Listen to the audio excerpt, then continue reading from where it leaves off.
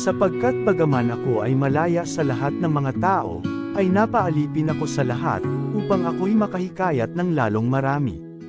At sa mga Hudyo, ako'y nag-aring tulad sa Hudyo, upang mahikayat ko ang mga Hudyo.